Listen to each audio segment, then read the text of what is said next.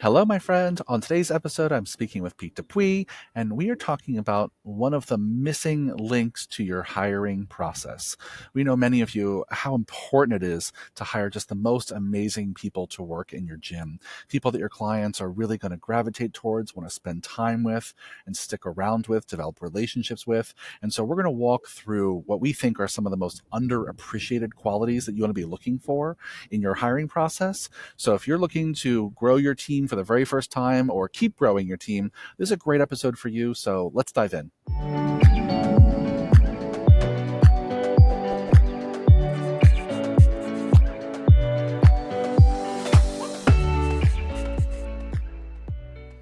Hello, fitness business nerds. What's up? Welcome to another episode of the Business for Unicorns podcast. Before we jump into today's episode, this is a quick reminder that we have a handful of extra spots for our upcoming Unicorn Society retreat in Boston, September 14th and 15th. So if you want to come spend the weekend with me and Pete Dupuis and Mark Fisher and Ben Pickard and the rest of our team, in addition, we also have a special guest, Kevin Carr from Mike Boyle Strength and Conditioning, and CFSC is going to be there as our guest speaker. So if you want to spend the weekend with all of us idiots, talking about how to run your most profitable gym ever, let us know. Click the link down in the show notes to learn more, or go over to Instagram and DM us the word Boston, and we'll send you all the deets about our retreat, which is, again, in Boston, September 14th and 15th. Spots are limited. Come join us. Yeah, Michael, can I give a +1 on that? Please do. Two reasons people should consider it further. One, if you come, the actual event itself will be about 35 minutes from where CSP is located. Yep. So if somebody wanted to do a little bit of fitness tourism, they'd certainly be welcome to come see us in action surrounding that weekend. And two, day 2 of that event is my birthday. And so people should come and sing to me and eat the cupcakes that hopefully Ari and Rosemary make happen again this year. Always. We have to have a retreat on Pete's birthday every year. Yeah. Second just annual. To have the excuse to have some sweet treats. Yeah. Please come on over. There's even some other Unicorn Society members who are in Boston who are hosting like a workout on one of the days. So you absolutely, if you come to this retreat, we'll get to do a little bit of gym tourism if that sounds fun for you. Yeah. Well, welcome, Pete. Let's dive in. So today's topic was actually inspired by a number of posts you've made over the years. You've alluded to this topic many times in, I think, blogs you've written and tweets you've made. I don't think we've ever discussed it explicitly, though I'm sure we've touched on this topic. And one of the things you said, actually, should I quote you? No, I'll paraphrase. Please do, because I don't know which tweets you're talking about. How funny! Yeah, I can pull up while we're talking. The specifically the kind of stuff that you were talking about was the importance of hiring for emotional and social intelligence. I'll quote you, Pete Dupuis quote. He says, "Emotional intelligence is the biggest differentiator between interns we hire and everyone else. Not the resume, not the GPA, and most definitely not a collection of certifications. Demonstrate that you can read people, adjust accordingly, and make friends. That's all I ask." End quote. That sounds like a smart dude. So you want to say more about that? Well, I don't remember when I said that, but it sounds like something I might have said. I stand by that wholeheartedly. In fact, I had a coaching call earlier today where I told somebody that one hire that we kind of have almost as a standing job that we will consider is the energy guy. And by that, I mean possibly somebody who intellectually isn't like the most elite assessment professional or program designer, but they just bring positive vibes to the gym. I'm okay with those payroll dollars being allocated in that way. And it's really just an extension of this concept that the team just can't be a collection of robots who aspire to be Eric Cressey 2.0. And they need to have a variety of different personality styles. Now, it doesn't mean I want such dramatic outliers that our clients can't reconcile how we could possibly allow that person to be on our training floor. But it does mean that we need people who behave a little differently, spice things up, so we're not a bunch of like AI generated vanilla strength and conditioning robots. And the only rule, though, that I will emphasize, first and foremost, it's a non-negotiable, is that they need to have borderline identical values to us. Yeah. And so they can be different in how they communicate, but they can't be different in the quality of the people they are. Yeah, I think it's such an important point. I think we could probably spend many podcasts talking about this, but maybe let's start by just kind of maybe defining terms. I want to get into the nitty gritty and the tactics of how you actually search for emotional intelligence or social intelligence, but maybe just talk a little bit about when you think about looking for someone who is emotionally intelligent or socially intelligent, what are the kinds of traits and attributes that you're looking for? Well, it's probably a good idea that I emphasize that I look for this in existing CSP interns. So Hmm. I've got somewhere between 300 and 500 hours of observational opportunity to see how these people exist within our environment. Yep. But the things that I prioritize from there would be how do they organically interact with parents in and around our offices? How do they greet people if they walk Hmm. into an empty office and they see someone standing at the front desk wondering where our office manager is while they take a call or something like that? Do they take initiative to make people feel welcome, or do they walk past them and put their head down and say, "I'm just an intern"? Um, how do their peers speak of them? How do our full time staff members talk about them in the staff lounge? What do clients have to say about them? Like, I don't know if I've ever made a hire that didn't involve a preceding interaction where a staff or a longtime client came in and said, "If you don't hire Michael, I'm quitting." And nobody actually means that. It's hyperbolic, but I definitely have people who go to that extreme to communicate how much they value certain members of our intern teams, and those are a variety of factors that inform what I'm looking for. But it's it's a cheat code to have so much time to see people in the weeds and functioning day to day, because I don't make any bad hires. I never make a bad hire. I've selected some bad interns, and that's just because you only have so much time to properly vet people. I hope that makes sense.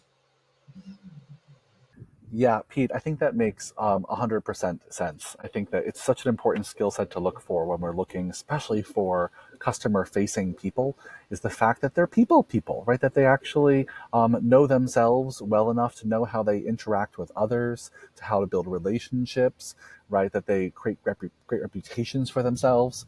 And, I'll just put on my organizational psychologist hat for a second and say that emotional intelligence and social intelligence are both things that are learned skills. You can develop these skills. So even if you find people who have the real potential to be real superstars in your gym, but maybe you don't have all the skills necessary, it is possible to learn how to become more emotionally and socially intelligent. So I also really like that about this quality, is you can find people with that have it already.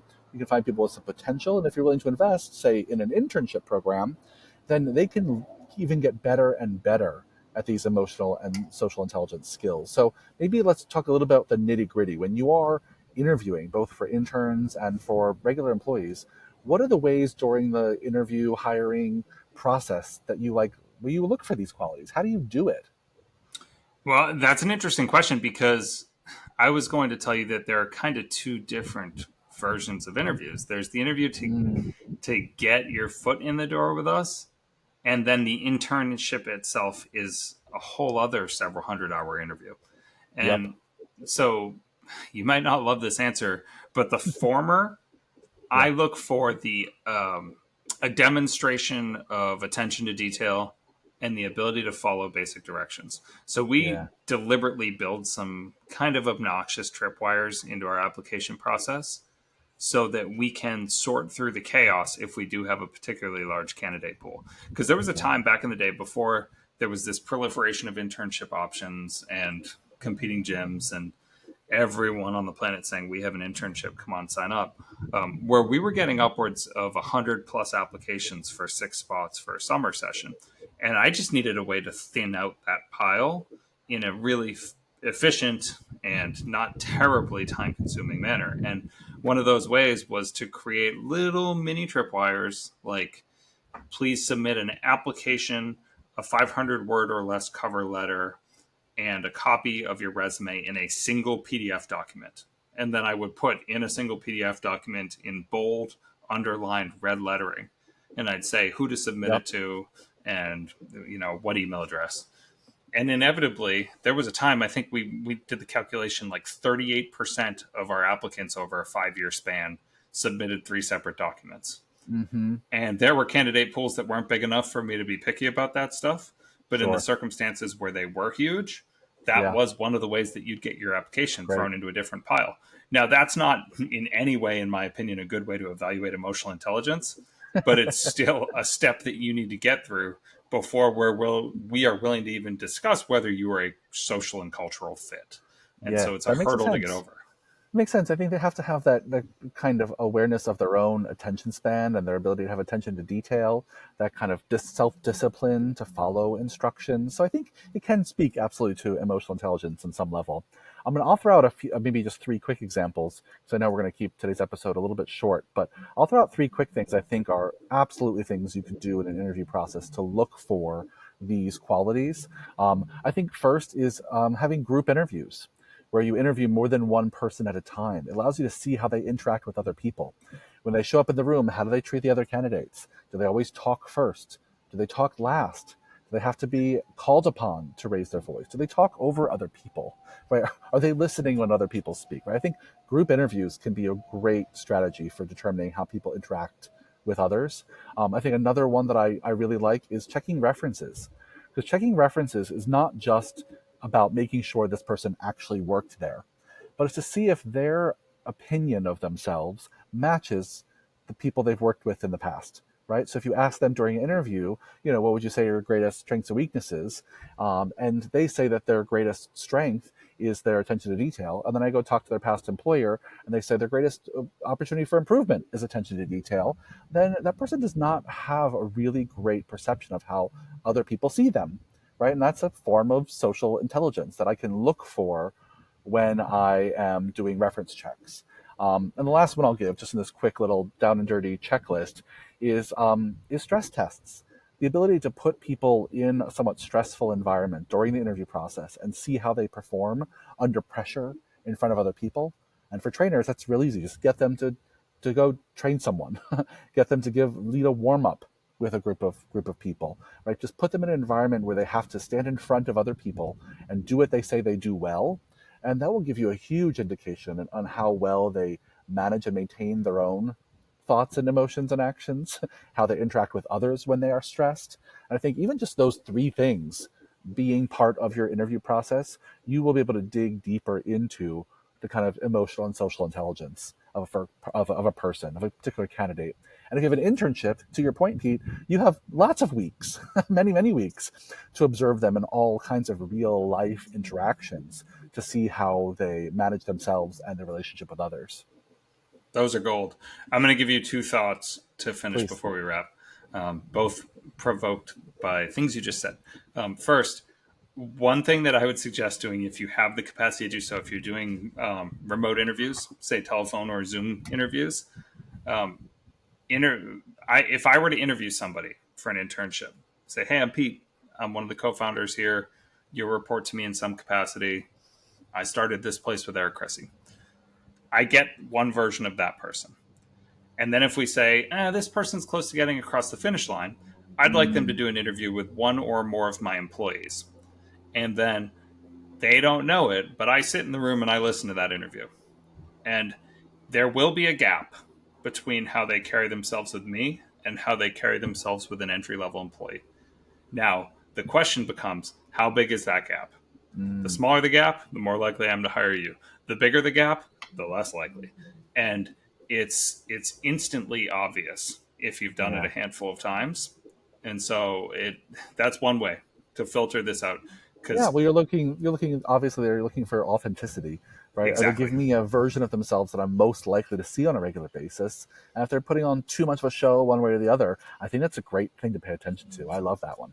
exactly. And then the second thing I'll tell you, which you said a little bit earlier, but I was prompted to this habit that we have, which is when you bring your interns in and you explain to them how things are going to go, if you really, really want them to learn, because you said this is a learned skill, Yeah. what you should do is you should identify what you perceive to be the strengths in each of your colleagues. And Mm, you say, you're going to be working with Michael. Michael may not tell you this, but he is exceptional at this. You're going to be working with Mark. I want you to watch the way Mark does this.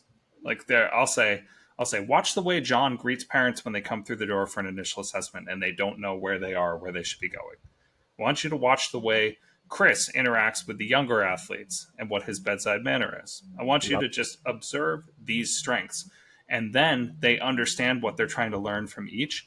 And it's like a rocket ship with them emulating the best of the best. Yeah, beautiful. I love that second one so much too, Pete. Those are both fantastic because we're social creatures, right? We're monkeys at the end of the day, and we learn from patterning behaviors of others.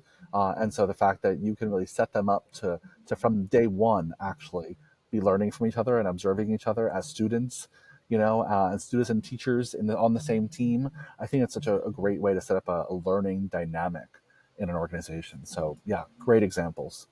All right, friends, we're going to leave it there for today. This is just a short one, just to remind you all, as you go and fill up your gym with amazing team members, even if it's your first one, that just hiring for technical performance, technical prowess, certifications, technical expertise, it's not wrong. But we really want to, we did this episode to encourage you to think about the kind of intellectual, emotional intelligence they might have, their ability to connect with others, relationship build, be the kind of person other people want to be around. I think both of us would argue it's a more important skill than the other stuff because the other stuff is so teachable. And I think you can teach emotional and social intelligence, but it's hard. It takes time. And in business, time is money. So if you can really hire people out the gate who are more apt to already come with some batteries included of social and emotional intelligence, I think you're on the right path. Anything you'd add to that, Pete? No, you are more articulate than I ever will be. I don't want to touch it. Well, thanks for a great episode, my friend. And dear friends, if you want to come hang with me and Pete in Boston in September, go click the link down below in the show notes or go DM us on Instagram, the word Boston, and we'll send you all the information about joining us for a weekend of fun. Thanks, Pete. I'll see you on the next one. Yes. See you all in September, friendly listeners.